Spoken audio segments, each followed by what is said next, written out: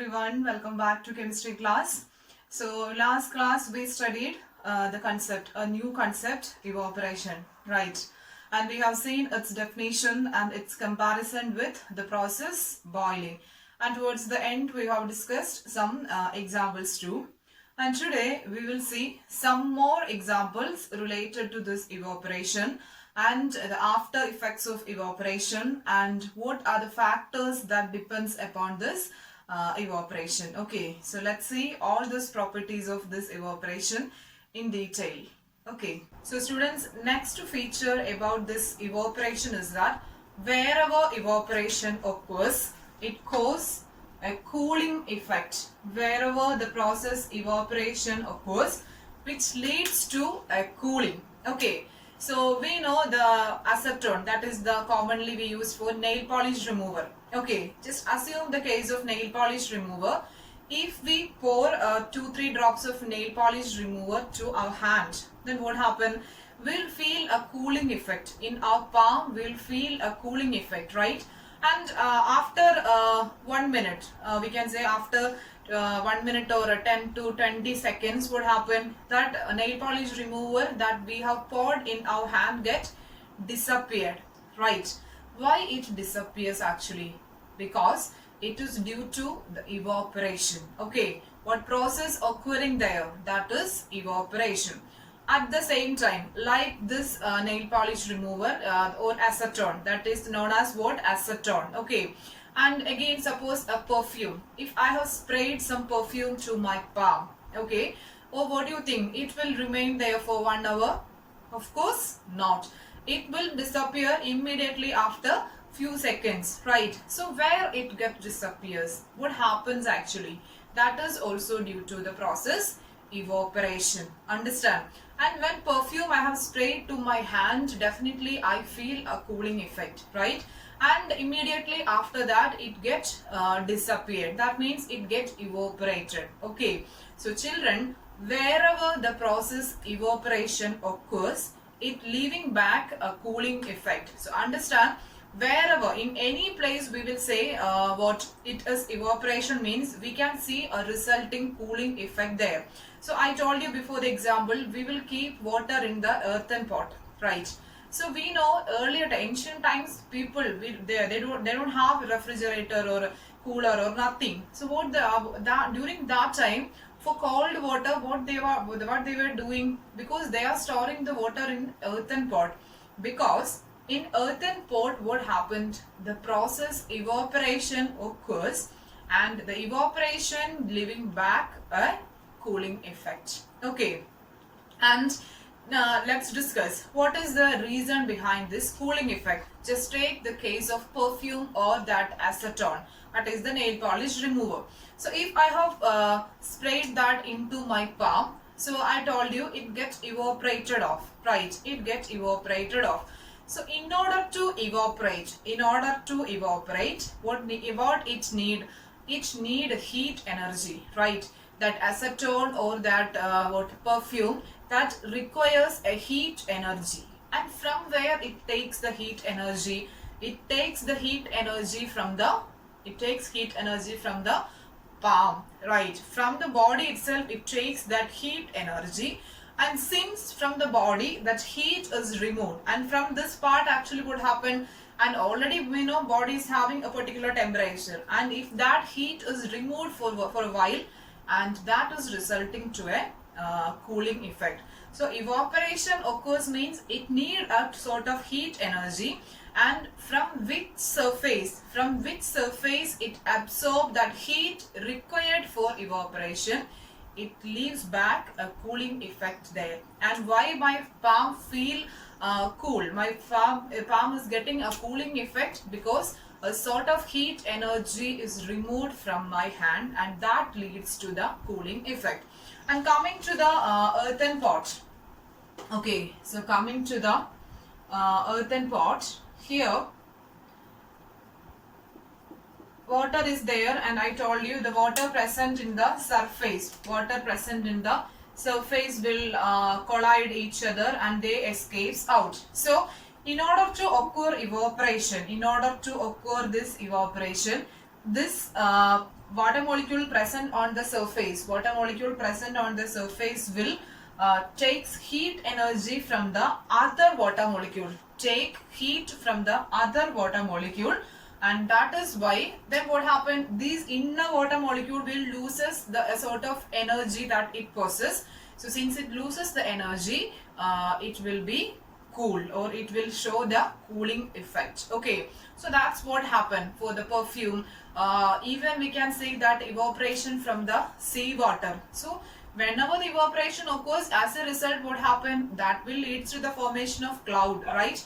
And finally that turns to a rain. Okay, so all these are different examples for evaporation, and the main thing you should remember in evaporation leads to a cooling effect. Okay, many examples we can say for that. Perfume, then acetone. I told you several times I'm using the word acetone. So this is the spelling for acetone. Acetone means the chemical present in the nail polish remover, that is called acetone. So which shows evaporation. And the perfume when sprayed on the hand, that is also an evaporation. And in water stored in earthen pot, already I told you, but just understand why the water in the earthen pot become cool. Why water present in earthen pot become cool means due to evaporation. Okay, so please remember this property of evaporation too, along with this surface phenomenon, then slow. Along with this, remember it leads to a cooling effect. So now we have already seen how evaporation leads to cooling. Okay, so next let's move to the second half, that is the factors that affects evaporation. Okay, so what are the different factors that affect evaporation? So the first factor that depends upon the evaporation is temperature. So the first factor is temperature. And how temperature affect evaporation? We know evaporation means what? The transformation of liquid into gas below its boiling point. Okay, so how temperature affect? Suppose if we are taking two beakers. Okay, if we are taking two beakers, and one contains hot water and other contains cold water. Just imagine we have taken two open beakers. In first one we will take same amount of hot water and cold water, both are in same amount. Okay, so observe it after 1 hour or 2 hours. So we can find more evaporation in this first beaker. That means the hot water will be evaporates more compared to this cold water. So what makes this difference actually? Because here the temperature will be high. So we can say how this temperature depend upon evaporation means, as the temperature of the medium increases, the rate of evaporation also increases. When temperature increases, evaporation also increases, and but temperature decreases, the evaporation also decreases. Okay, so that is the first point that depends upon the evaporation. Okay, temperature is directly connected with the rate of evaporation. Temperature increases, evaporation rate increases. Temperature decreases, the rate of evaporation also decreases. And let's see the second factor that depends upon the evaporation. The second factor is surface area. Surface area. Okay, so we can consider the same case. Okay, the same case can be considered. In here, instead of this cold and hot water, just imagine that we have taken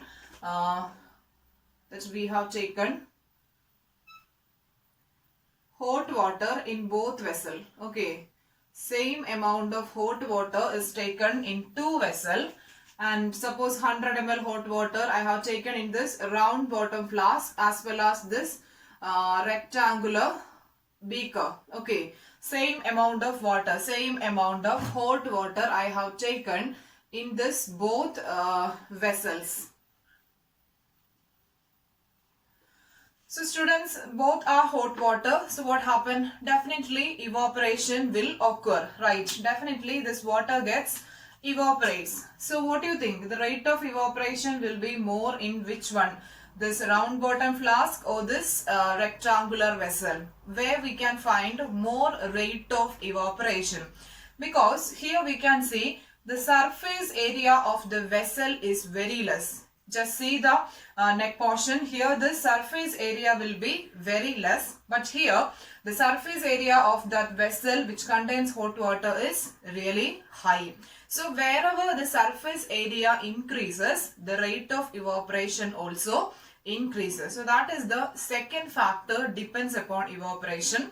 Surface area increases because here both are hot waters and same amount of water I have taken in these two beakers, but one is having small surface area but other one is having large surface area. So as the surface area increases, rate of evaporation also increases. And at the same time, just imagine the case of clothes. How we will put the clothes for in the sunlight for drying up. Suppose if this is a cloth, means how I will put the cloth. In this way, I will keep this cloth piece for drying up. And instead of that, if I am putting this clothes like this, means what about this drying procedure? Definitely it will take time. Okay. So what we will do normally, we will spread this clothes in this way. Then only, because the surface area will be high, then what happened? The rate of evaporation will occur more fastly and the clothes will dry up quickly. So note down the second point.